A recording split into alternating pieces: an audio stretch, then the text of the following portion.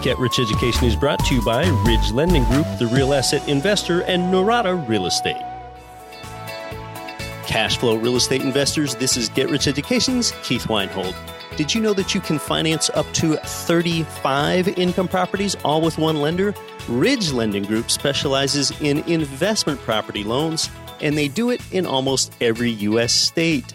Ridge has worked with tens of thousands of real estate investors and homeowners all over the country. They've been doing this for investors for so long that at this point, they've helped more families realize their dreams of becoming real estate investors than any other mortgage lender in the country. To find out more, visit ridgelendinggroup.com.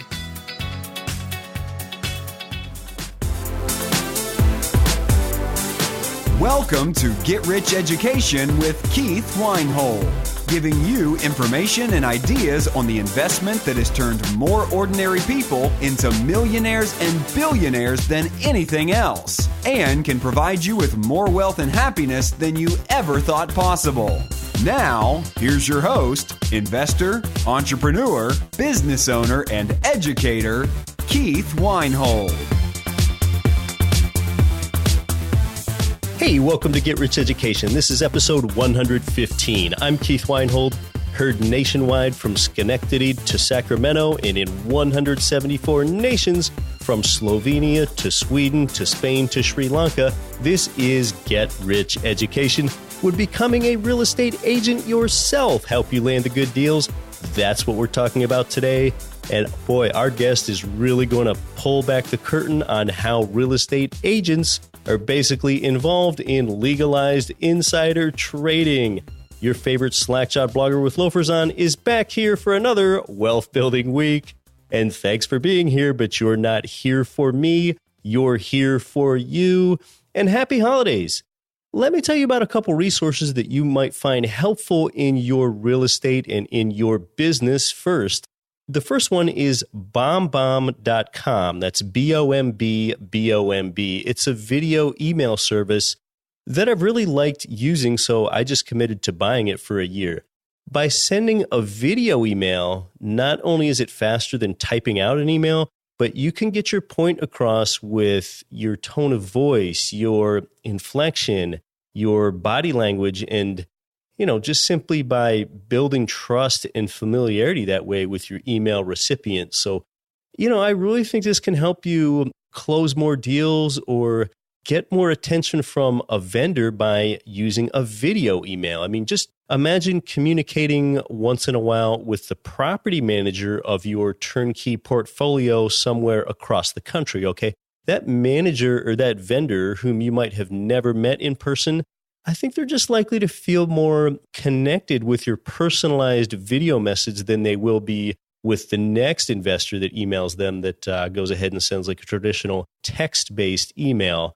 They might just give you more attention because they feel like they know you better, okay? That manager or contractor, they might just respond to your request more promptly.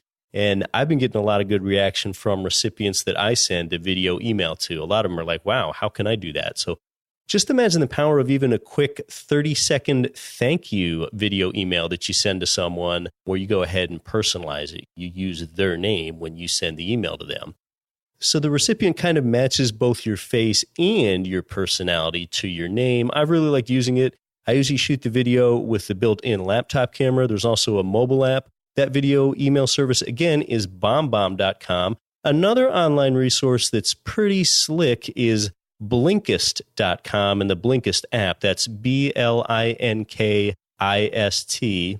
What it is thousands of best-selling nonfiction books, and they transform these concisely into short stories that you can read in about 15 minutes. And on your phone, the blinks are divided into about 10 pieces, or what they call blinks, and you read one blink and then just swipe your phone to get to the next blink. So it's a great way to read books quick. Like, just go ahead and read 4 books in a day and get the main points from each one.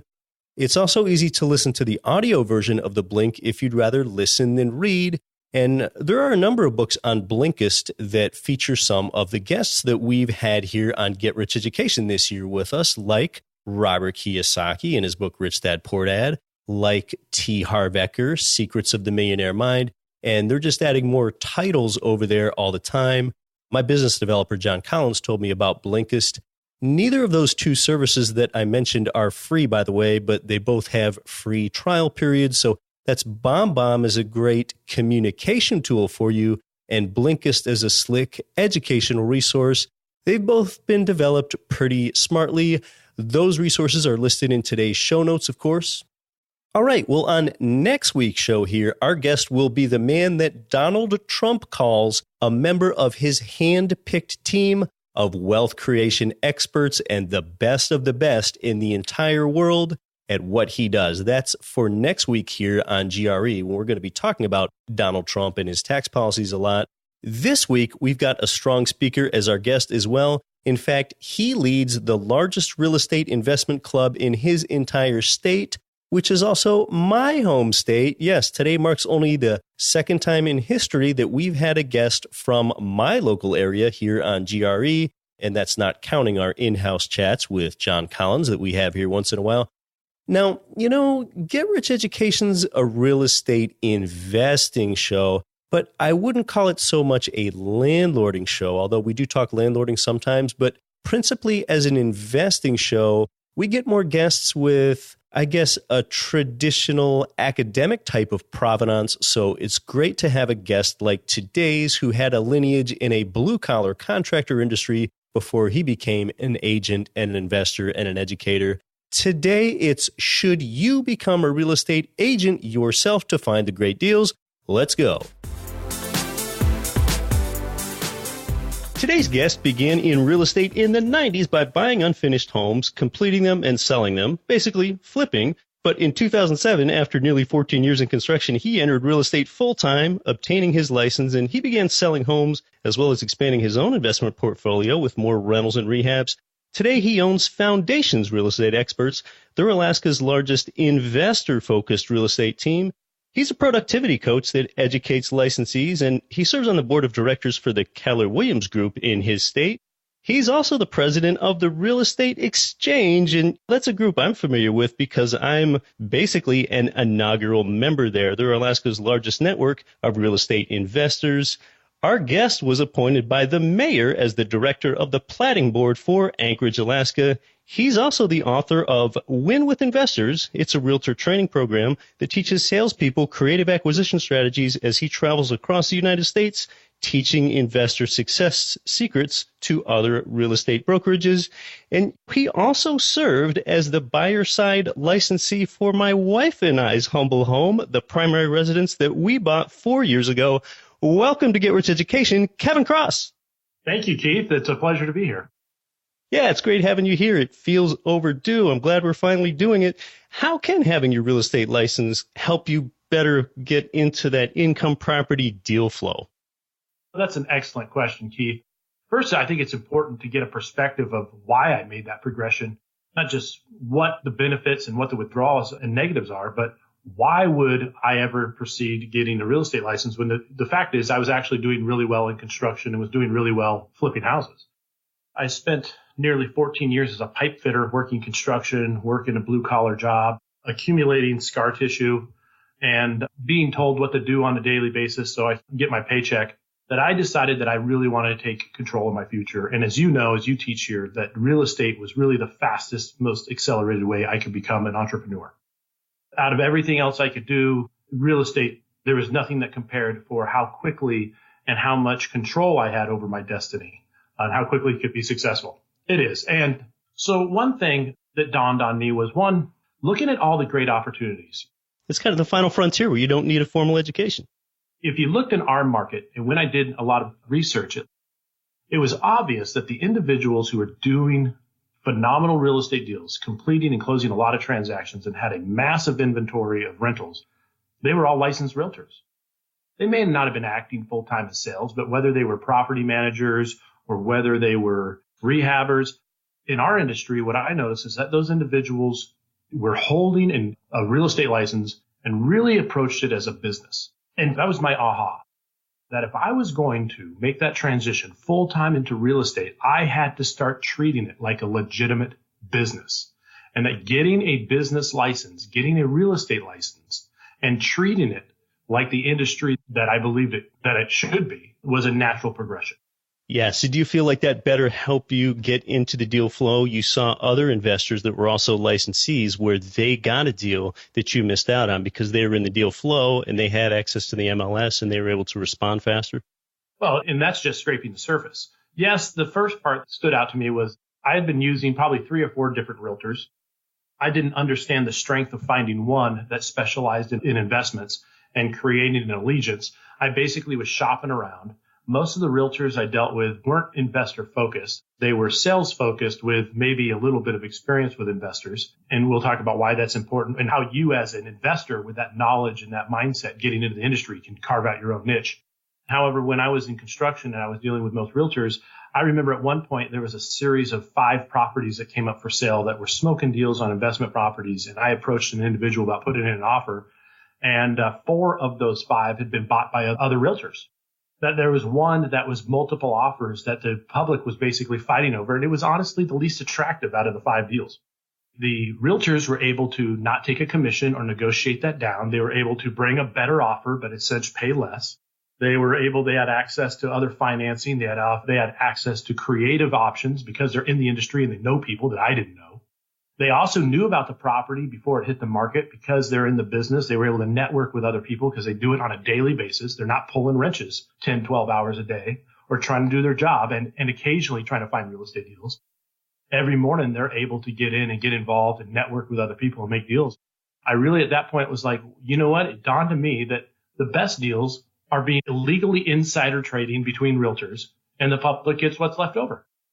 And so it seemed to me, it was like when I first got my real estate license, it wasn't to create a massive sales team. It wasn't to carve out a niche. It wasn't to be a national speaker and trainer. It was, for all intended purposes, kind of a selfish interest in order to get into flow of leads, the flow of investment leads. And that's what this business is all about. I mean, if you want to be phenomenal investing, you need to know where the great deals are. You need to analyze a lot of properties.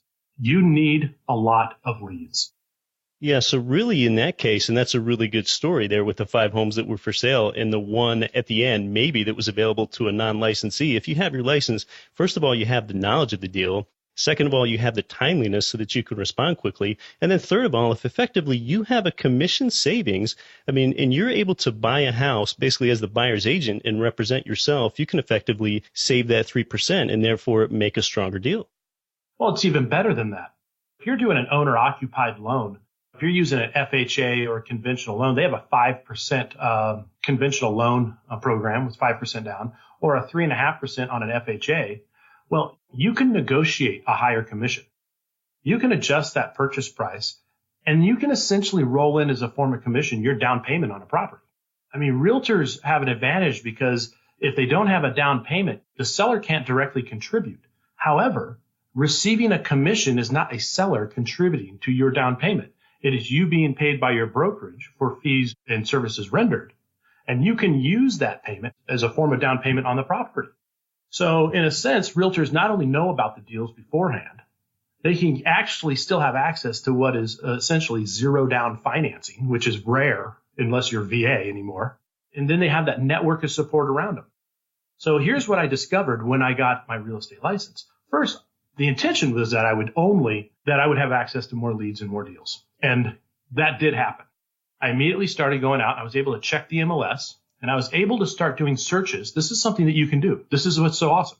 See, with access to the MLS, I was able to start finding people who had paid cash for properties in the last 2 years. Well, what does that tell you when you can go in and search properties and see what deals closed for cash and who owns them now? Who do you think those individuals are? They're investors. They're other people that are looking to build their empires. And it made it real easy for me to start contacting them and saying, hey, I see you just paid cash for property in the last year. Do you happen to be an investor? What are you looking for? Do you know of any deals? And pretty soon you're able to build your network of other investors. Because what we know is no one person can buy everything. At some point, your funds get tied up, but we're always looking. And by networking with other investors, I started having deals fall in my lap from other investors who would call me and go, Kev, I found this great deal. This guy, he's in a divorce. He needs to sell it. I'm in the middle of a rehab. I can't fund it. But if you want it, You give me $1,500, dude, I'll give you the name and number and you can close on it. So then by networking with other people, finding other individuals through the MLS, I was privy to a wealth of knowledge that the public just didn't even know existed. Yeah, you're really the central nervous system of the deal flow as soon as you're there. The next thing that happened was that you'll discover that the real estate industry has its own little niche of specialists, and that there are home inspectors who not only rehab and flip houses, but own rentals. There are contractors that specialize in helping real estate services, roofing contractors. Pretty soon, I was able to develop a network of HVAC contractors, plumbers, electricians, structural engineers, home inspectors, you name it. And they all provided preferred service to the real estate industry and significant discounts. Because unlike Joe Schmo, who's maybe flips 1 or 2 properties a year, they know that by getting in good with realtors who have a good business and selling lots of properties, are good for lots of business throughout the year or two. Because every time they have a client, that client needs a heating system inspection, or my gosh, that roof is up and they need a roof inspection. And so because you're referring so much spin-off business to them in the form of other sales, that I was able to start getting significant discounts on the other work that was being done on my rehab and flips. So then I was able to keep doing less of the work myself, although I do enjoy it. I was doing less work. I was able to hire more professional contractors, and I was getting significant discounts. So now I've got more leads. I got more access to financing. I got more access to other investors. I'm getting discounts on contractors because of just the network that's there. And then the final part of this that was awesome was the market knowledge. And when you're dealing with individuals or a group of individuals who every day live, breathe, smell everything real estate, and you can find out what's selling, what's not selling, what is that sweet spot, what is the price range, and why. The realtors, even though they're sales, they got to understand the demographics of employment and what's taking place, because they're investing thousands of dollars into getting properties sold before they ever get paid. So the really good real estate teams, really good realtors have a pulse on the market. Well, you have an access to them and they know you. You're on a first name basis with those individuals because you network with them. And then you know what's happening. You know why in Anchorage you don't want to flip a house over $450,000 unless you get a screaming deal on it. And what those sweet spots are, what the average days on market is, and what neighborhoods are selling over others, even though they're maybe only 3 blocks away and look the same. The final part of that is actually just a tremendous amount of market knowledge, so that now when I rehab and flip properties, I know that I'm going to have that thing under contract in less than 14 days, if not before, because the entire time I'm flipping this property and rehabbing it, I'm networking with other realtors, letting them know of another great opportunity that's coming up. They're familiar with my work, and I can market that to them non-MLS before it ever hits the market. Then their buyers are getting a feeling of exclusivity, and I can sell my properties before I'm even done. Yeah, you're just hitting on so many advantages there. You know, one was how you're basically helping providers like a great HVAC guy or like an earthwork person and diverting so much business to them from your clients. And then they're obviously going to treat you really well and be really responsive to your needs on your own properties when you might need them. You're right on the cutting edge. If a new medical center is going to be constructed somewhere, you know the apartment buildings near it are going to thrive, and you're going to be privy to that knowledge before the rest of the general public is. Now, as far as on the seller side, when you want to go sell a property, you don't have to pay a listing agent to sell property for you either. You can act as your own. Yeah, that's exactly right. Let's be honest. If you're full-time in the real estate industry, and that's what's also important, we go into the difficult part, which is the amount of time and the expense. However, when it comes to selling properties, not just your own, you have to realize that when you accelerate your business to a certain level, that you're organically just going to run across people looking to buy and sell. If you figure you're getting anywhere from 3 to 6% on those sales and you're just walking away from it, the amount of income that you are passing by is astronomical. Even if you don't want to directly deal with the sellers and buyers, that you can receive referral fees, often 25 to 30% of whatever they buy or sell from another realtor, which, by the way, legally you can't get, or you're not supposed to be paid for unless you're licensed as a realtor. Listen, if you've got a property for sale and you list it yourself, well, the question is this.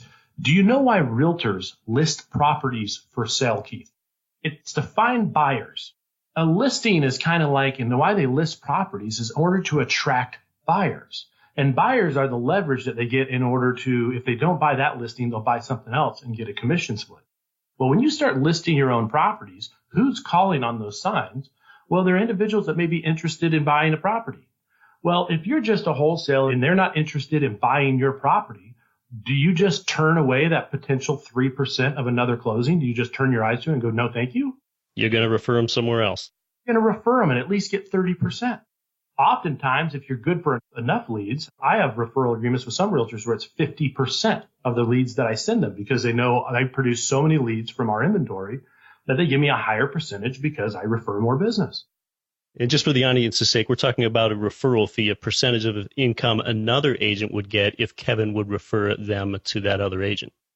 That's right, which you are not legally allowed to collect unless you're licensed as a realtor. Most people don't realize that this is where wholesaling gets real risky. Sometimes wholesalers are actually skating the edge of the law because if you got a property under contract that you actually don't have any intention to buy and you don't have an earnest money deposit, there's not much difference between that and exclusive right to sell agreement that a realtor uses. Most people don't realize what will happen if that seller or that individual gets upset and decides to take you to court. So also having a real estate license provides you a lot of air and emissions insurance and a lot of protections that as a wholesaler or someone else you may not have. There's a lot of the business of real estate that got peeled back and exposed to me once I got my license. One, I did not realize how much at risk I was putting myself when I was entering into some of these non-traditional contracts, even lease options and things like that. And how do you improve upon a lease option? Well, a lease option employs tenancy. So oftentimes I discovered through real estate that there's a better way to do a lease option contract that's much more binding, whether I'm the lease or the leasee, and achieves my goals and just structure it a little bit differently using some different contracts, some real estate contracts that are out there. It's not just what you can save commission-wise on property, but all that spin-off business from buyers and sellers, friends, family members, people calling on your properties. Heck, people calling on your rentals. I've got investment properties. Do you think I've ever talked to my tenants about when their credit score improves and they want to move out of my properties? Why are you moving out? Well, I tell you what, if you allow me to help you find a place to live, I agree to let you out of your lease early, provided that you leave the place in good condition if you agree to buy a house through me. Well, why would I allow someone out of their lease early? Well, they're paying $1,400 a month in rent, but on the close of a $300,000 property, I make $9,000 and I can fill that vacancy. So then it just opened up a whole wealth of other opportunities, from helping tenants buy houses, helping friends buy houses, family members buy and sell property, conduct my own transactions at a discount, get the commission towards a down payment, networking with other individuals, networking with contractors. And when I got into getting a real estate license purely to find more deals, I opened up a whole world of opportunities I didn't know existed. Yeah, there's really a lot of flexibilities, options, and leverage there with having your license. Well, I'm sure this is getting a lot of you excited about getting your real estate license to go ahead and get in the deal flow. But when we come back after the break, we're going to talk about some of the drawbacks and some of the limitations of having your real estate license. You're listening to Get Rich Education. Our guest is author of Win with Investors, Kevin Cross. More when we come back. I'm your host, Keith Weinhold. Are you on track to achieve your financial goals? Income-producing real estate is the most historically proven way to accumulate wealth and has created more financial freedom than any other means. Norada Real Estate provides everything you need to invest in the best turnkey cash flow rental properties. Our simple, proven system will help you create real wealth and passive monthly income. Get your free strategy session with our knowledgeable investment counselors at noradarealestate.com. That's NORADA realestate.com. As a lot of investors know, multifamily real estate has been one of the best asset classes to be invested in most of the last decade. While the great deals have been harder to find lately, there are still opportunities in select markets where savvy investors can get lots of appreciation and strong cash flow if you have a great team. Dave Zook, founder and president of The Real Asset Investor, and his team have been very active in the multifamily space in Memphis, Tennessee. On the heels of the Great Recession of 2009, Dave and his team quietly started acquiring multifamily assets, and in the last few years, he has syndicated over 2,000 apartment units, creating strong cash flow streams and big appreciation for lots of their investors. It's not too late to get involved. If you're an accredited investor and you would like to learn more about investing in great multifamily apartments with a world-class team, email Dave and his team at info@therealassetinvestor.com. Hi, this is Russell Gray, co-host of the Real Estate Guys radio show, and you're listening to Get Rich Education with Keith Weinhold. Don't quit your daydream. Welcome back to Get Rich Education with our guest, Kevin Cross. So, Kevin, what are some of the drawbacks of being a real estate investor? Let's talk about that a little bit, especially with what are some of the state's licensing requirements in the U.S. prior to one obtaining their license? Well, I'm glad you asked that, Keith. I will tell you that the education that's required to become a realtor has absolutely nothing to do with what it takes to be successful in the business. So the only way I can tell you is that if anybody's ever been in construction, real estate education is kind of like an apprenticeship telling you all the different kinds of hand tools that are involved in construction, but not really explaining how all these pieces go together to build a phenomenal building. So real estate education, in order to get a license, can be anywhere from 40 to 100 hours of pre-licensing. Then you take a test. That costs you money as well. Then you have to follow it up with another maybe 20 to 50 hours of post-licensing education within your first year of getting your real estate license. Then you have business licensing fees, brokerage fees, National Association of Realtor fees, and there's all these fees. In the Anchorage market, it typically adds up to about $4,000 to $5,000 out of pocket to start actually actively selling real estate. But when you compare that to being a plumber and being a contractor or construction, you're barely scraping the surface. I mean, if you're a roofing contractor, you'd have to buy extension ladders, workman's comp insurance, tools, maybe get bonded and pay for a bond in order to do it. So when you compare it to other industries, it's actually a lot less expensive. However, there is some education and some stuff that's literally hair pulling. So one of the difficulty parts is just the education up front when you realize that it's good factual knowledge regarding real estate, but it's not like the business of real estate. They're not going to tell you what's a good cap rate, what's a bad cap rate. They're just going to basically tell you this is a cap rate for your market. So the other thing is to understand that it is very difficult to be successful in real estate if you're only part-time realtor. If you can find someone that allow you to camp and you deal with enough referral business, but every year you have repeating fees and education. So unless you're proactively looking to use it and take advantage of the benefits it has, don't think you're just going to get a real estate license and it'll pay for itself. You need to be proactive. It's very interesting, but in our market, 4 out of 5 people who get into real estate sales fail in their first 2 years. They fail. They don't make it as realtors. They end up quitting. The analogy I use is being in real estate is kind of like riding a bicycle. It's really hard to do it if you're looking over your shoulder. They often have a job or they have something else that they like doing and they keep thinking about going back to it and not really pursuing real estate full time and putting those tools to use, in which case they never pay for themselves. So they crash their business and then they say, well, it was just a waste of time or I didn't do it. Well, you know what? If you're going to do it, then throw yourself into it and intentionally be amazing. See, the reason most realtors have a bad reputation is because there's good and bad in every industry. There's good and bad plumbers. There's good and bad police officers. Even our audience, I'm sure in their job, they probably sit next to someone every day and wonder, how does this guy remember to breathe, right? So we all run across those individuals that are like, and they're in every industry, and they might be sitting next to you. Real estate's not exempt from that. If you want what nobody else has, you have to be willing to do what nobody else will do. And that means aggressively building a real estate empire and pursuing it like a real business. So that's the big challenge. Part-time realtors, you may not be able to justify the expense because on top of all those other fees, you got MLS dues, you got lockbox dues. Every time you list a property, you got signs, maybe photographs. And so the expenses add up before you ever get paid on a commission. The other thing on a real estate license is what you do today does not pay for 90. So whatever kind of activities you do, it's not like you get a weekly paycheck. You are 90 days away from getting paid on today's activities. So there's a delayed response. That's why real estate commissions are typically so large, because you have no idea what kind of work they put in the last 90 days to finally get a paycheck or how many deals fell apart. Not everything closes. And so it's the economy of scale.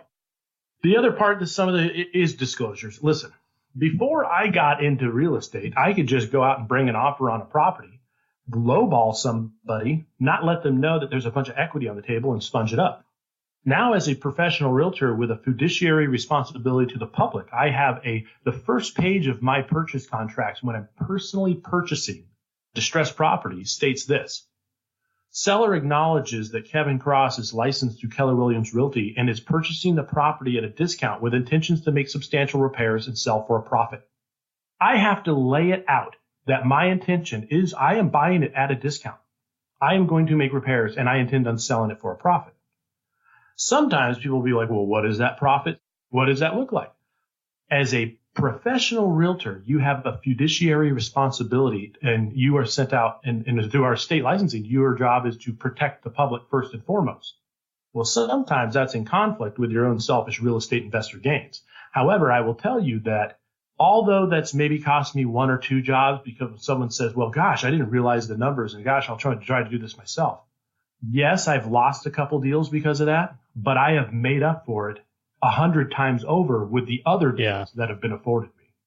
You can't win them all, and I will tell you the benefits significantly outweighed the negatives. So the disclosure issues, also there's MLS rules. If you're a member of the MLS, the Multiple Listing Service, they do not like you doing non-MLS business, not putting it on the market. Personally, I like giving my clients a feeling of exclusivity on deals. And I like putting properties on the market non-MLS. However, your local MLS may insist that properties that you list are listed on the MLS and brought out for public, and that you open them up to all realtors. So you really have to look at your local rules regarding listing properties, what your association, what your real estate commission will allow, because when you're a real estate professional, they hold you to a higher standard. Now, you can look at that as a negative and go, gosh, I'm being held to a higher standard. But typically speaking, higher standards are a good thing. When you're dealing with the public and you come to somebody who's got, for instance, if I go to somebody who's got a house that they're upside down in, and I think I could buy it really fast for cash and I could make a screaming deal, I first have to talk to them about, have they spoke to their lender about a mortgage modification? Let me provide you a handout on the difference between a short sale, a deed in lieu, or whatever your options are, so that you make an educated decision. Oh, by the way, if you do choose to sell it, I would like to purchase it for cash, and here's the benefits of that offer. However, I'm responsible to make sure that they're informed of other options that are out there. Otherwise, it can be seen as taking advantage of someone, and that's not fulfilling my fiduciary responsibility. So you need to be more aware about the impact that you're having on the public and not going out of your way to create ripples, so to speak. That, in fact, by the way, has dramatically increased my business. Why do you say? Well, now people know that they can come to somebody safely for consulting purposes, including other realtors who have clients who are dealing with hardship. Maybe it's a cash purchase, maybe that's a situation, but they come to me seeking guidance and counseling because I'm able to show them their options. And then obviously, if that individual decides they want to dump the property, who's the first person they're going to bring the deal to? Well, me. So yes, the rules, the regulations, the behavior of which you need to conduct yourself holds yourself to a higher standard, and that's a good thing. So you build your business basically on other people's success, whether it's the success of your clients buying and selling houses, the success of you investing in properties and rehabbing, the success of a homeowner who's in hardship, who needs to get out of it. You basically are in multiple income streams of successful problem solving.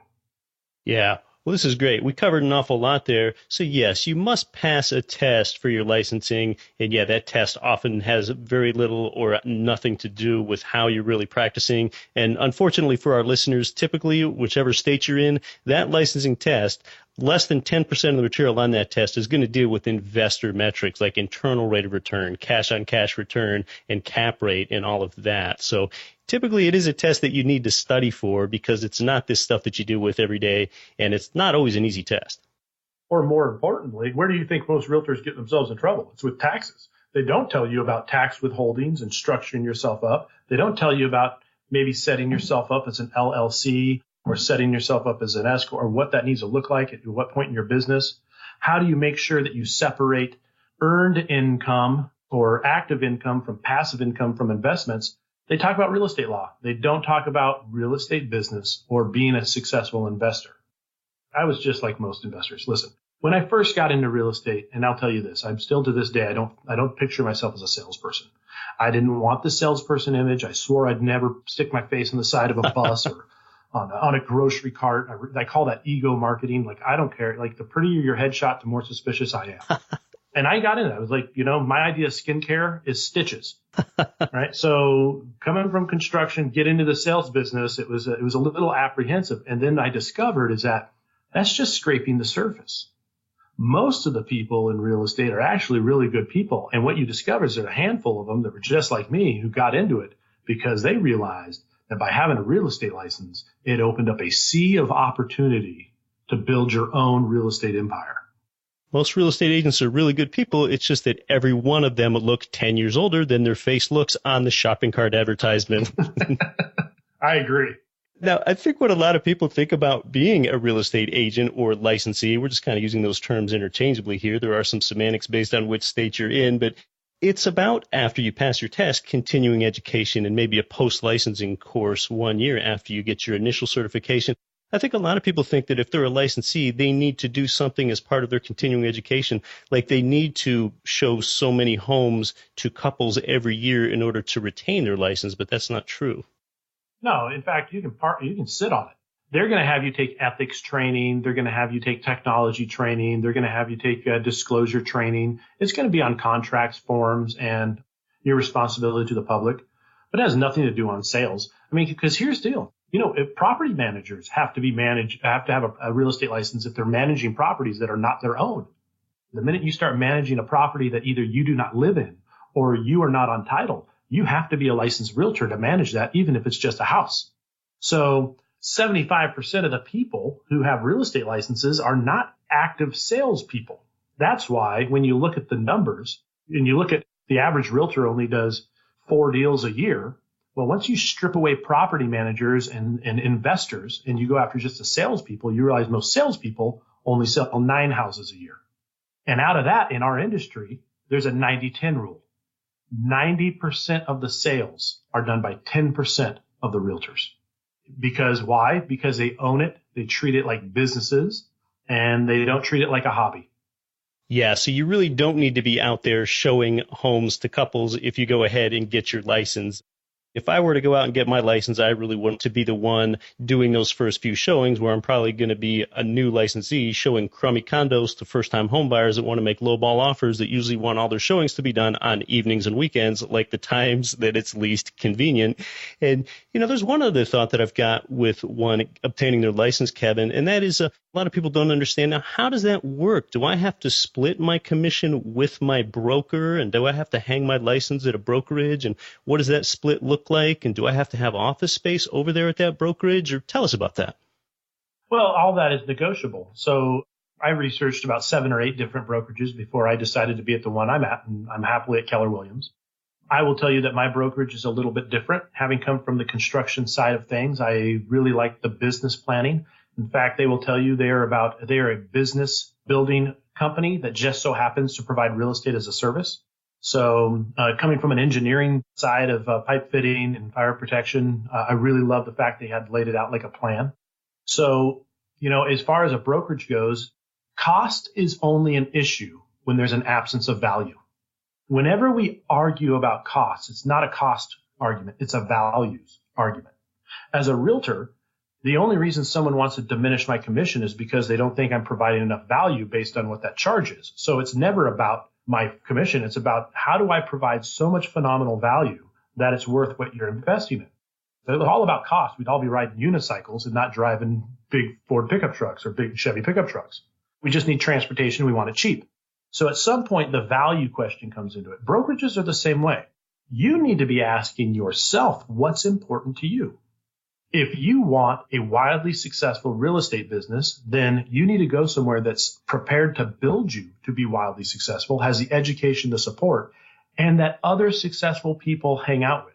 We understand how important it is to network and mentor with active investors. If you've never flipped a house, you don't go and try to do it on your own. You find someone who's done it, someone who's willing to partner up. Maybe you provide labor and some capital for the education, but you find somebody to mentor in order for you to be successful. Well, you need to be doing the same thing in real estate sales. You need to make sure you tie up a brokerage where other successful people are. Success leaves clues. So does failure. So when you're interviewing brokerages, you need to ask yourself, how big a business do I want to be? If I'm just doing it passive and I just want someone to hang my license while I refer out a couple deals and I don't want anything serious, then there's small brokerages for that. And if you want to dominate your market, you want to go international and expand through states, which is the business I'm looking at. But my motto is, why dream small when dreaming big takes just as much energy? So then I put myself into that place. I said, where are all the top realtors? Where are the top businesses? Where are the earth changers and empire builders? And I want to be with them.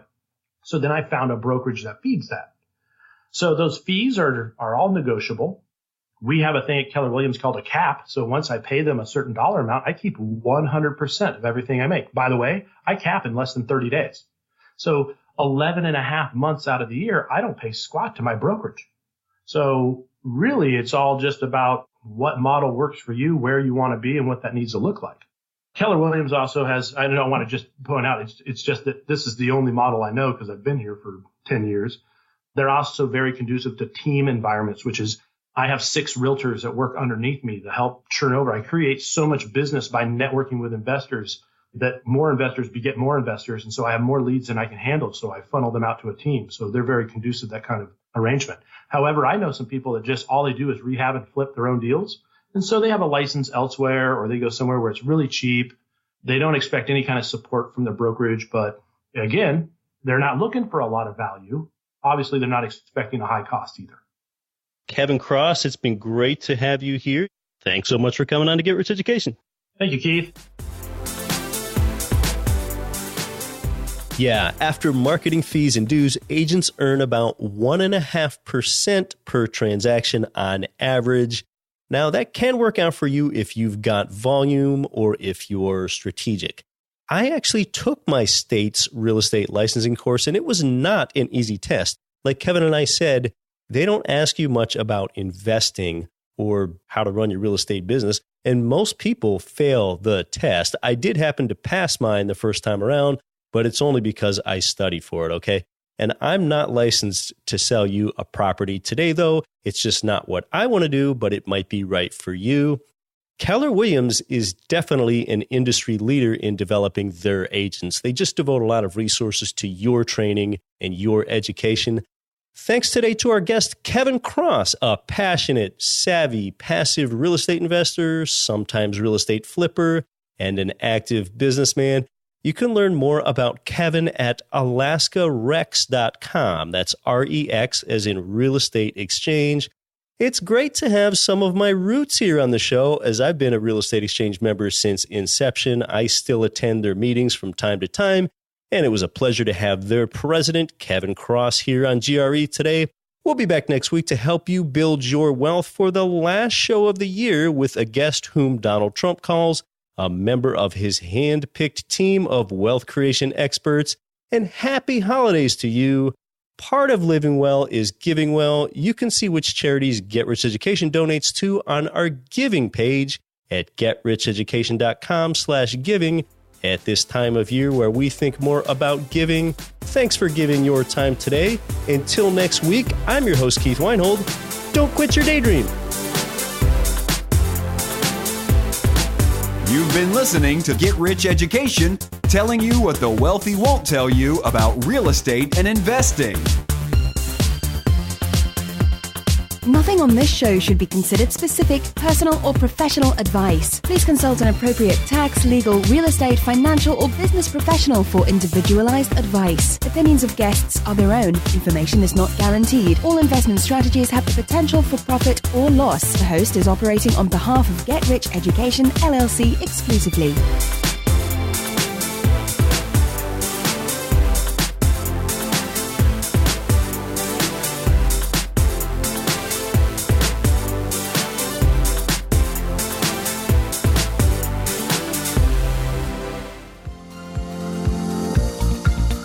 Cash flow real estate investors nationwide and worldwide, this is Get Rich Education's Keith Weinhold. Forbes has rated Memphis, Tennessee as the #1 cash flowing market in the world. Our good friends at Mid-South Homebuyers have been Memphis's premier turnkey real estate provider for 14 years with a stellar reputation and an A+ rating with the Better Business Bureau. Owner Terry Kerr was born and raised in Memphis. Yeah, he knows the market and has renovated and sold over 1,000 houses in the Memphis area. Find out what their many repeat buyers already know. Their houses are completely renovated, even come with a 1-year builder's warranty and a lifelong rental guarantee. They're a perfect fit for the first-time out-of-state investor or the seasoned investor diversifying their portfolio. Mid-South Homebuyers' friendly staff makes investing easy. Learn more at midsouthhomebuyers.com or give them a call at 901-217-HOME.